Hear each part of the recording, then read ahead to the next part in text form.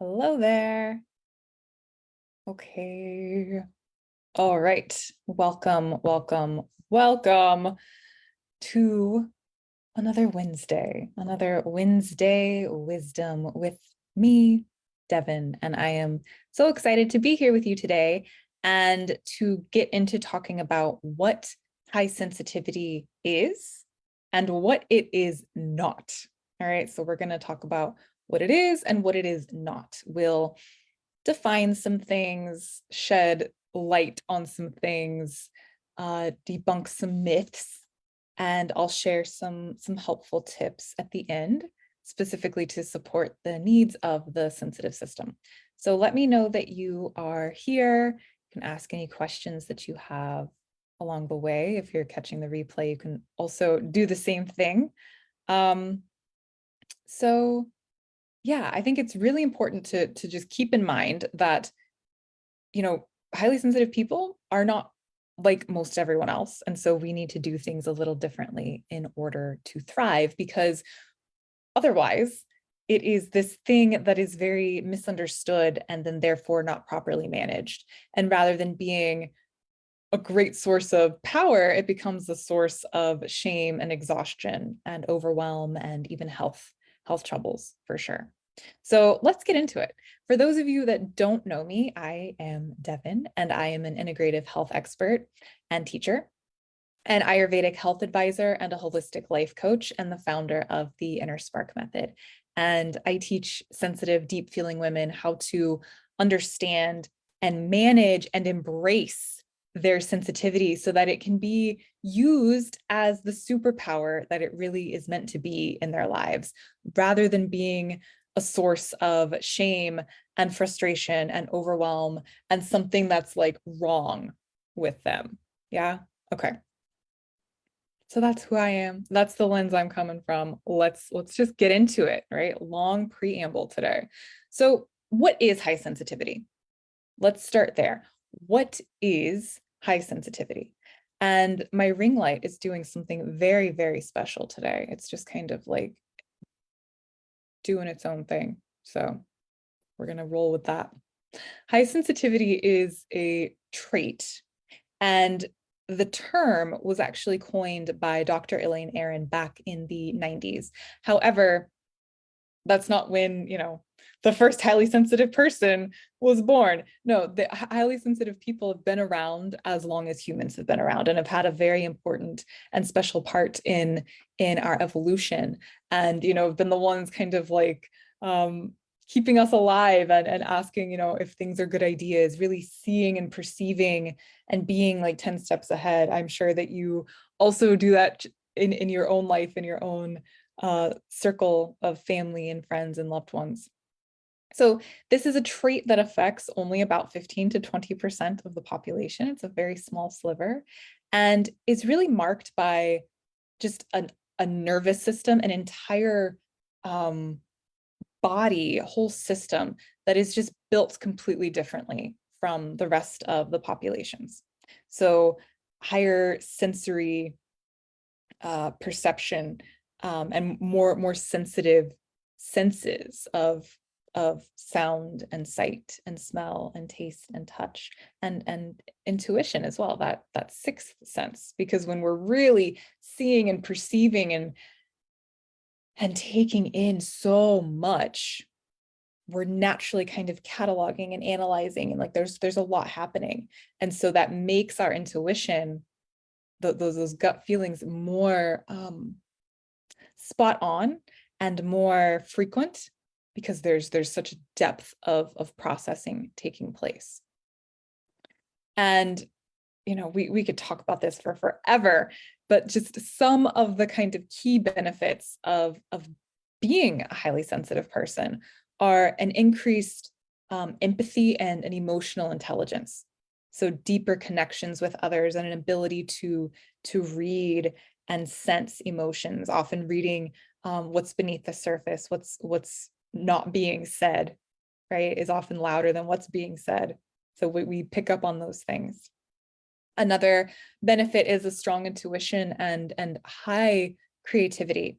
So enhanced problem solving and ability to express things in a way that others might not be able to across different medium. And of course, richer sensory experiences. Like I said, there's more attuned senses that can really perceive and appreciate the more subtle realms, the more kind of abstract parts of life, nature, art, music. And so from an integrative health and an Ayurvedic perspective, high sensitivity is both innate, meaning that we are born this way, and it can also come on in more pronounced and overt ways where it starts to feel problematic throughout life, especially when we're not understanding it and we're not managing it properly. Additionally, when there's been a history of prolonged stress and or trauma, this will certainly increase that aspect of us tremendously, whether or not we are innately just kind of born with that trait of high sensitivity or not, because every single human is sensitive, is highly sensitive.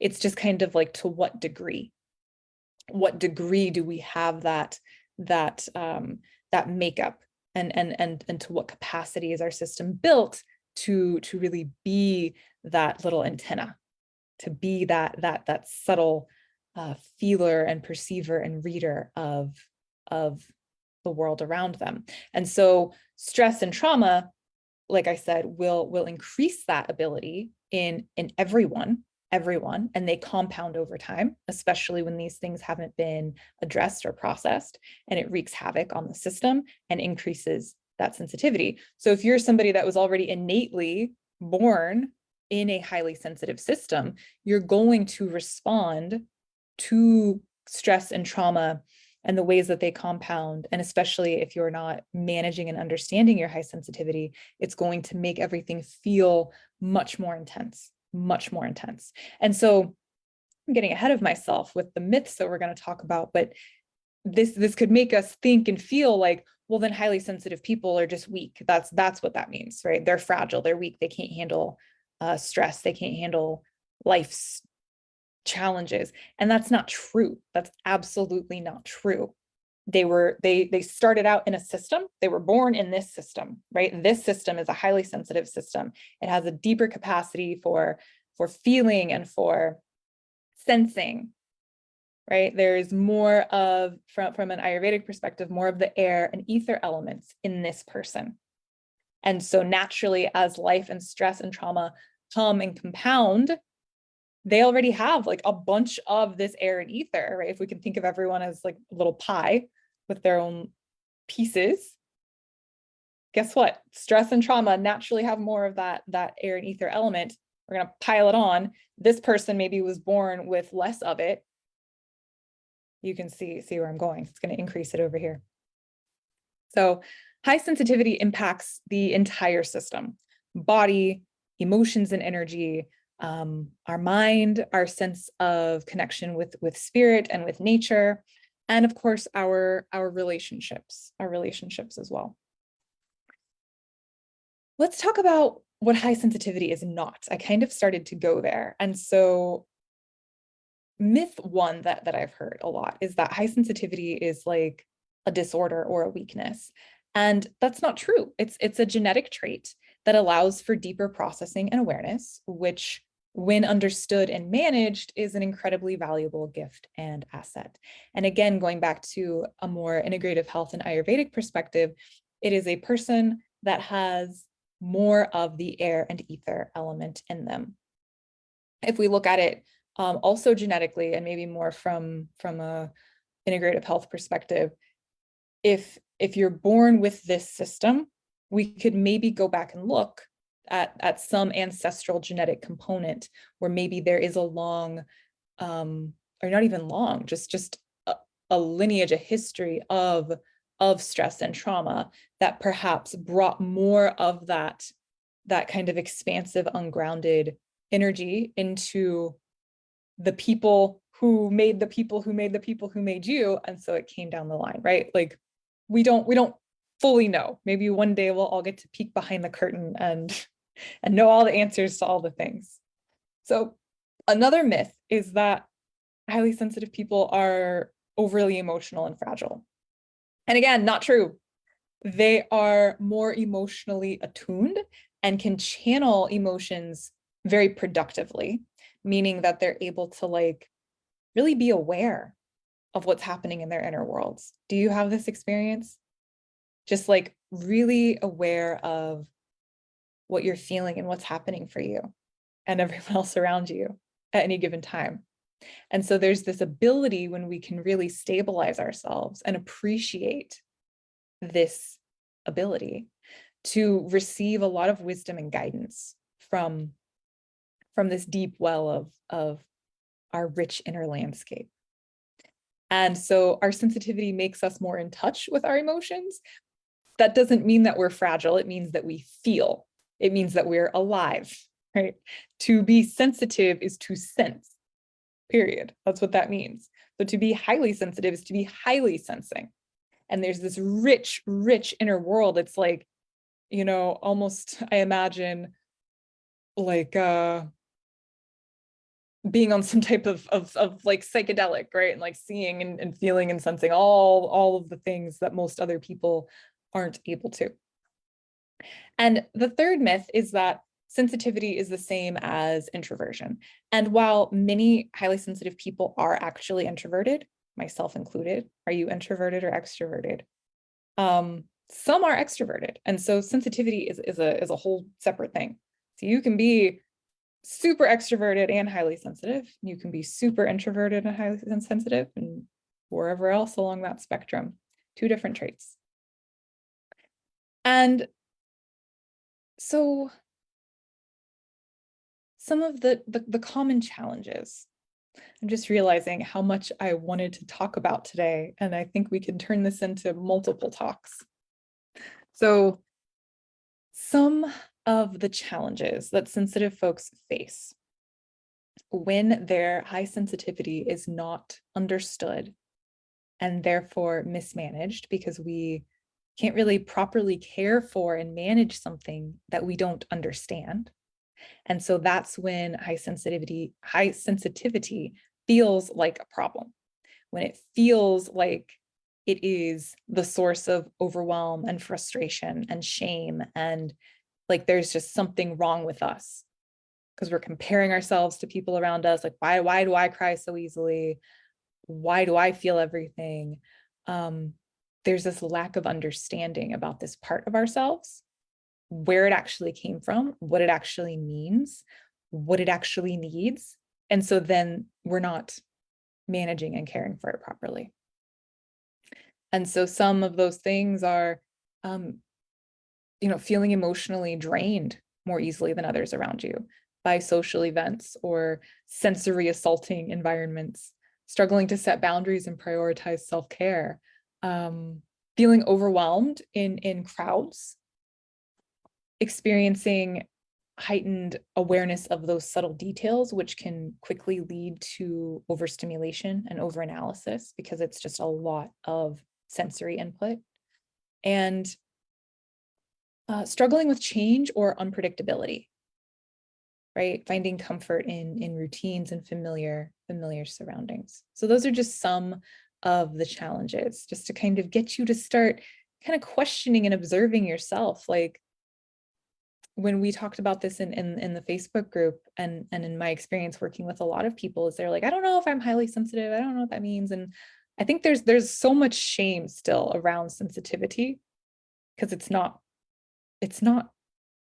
prided in our culture.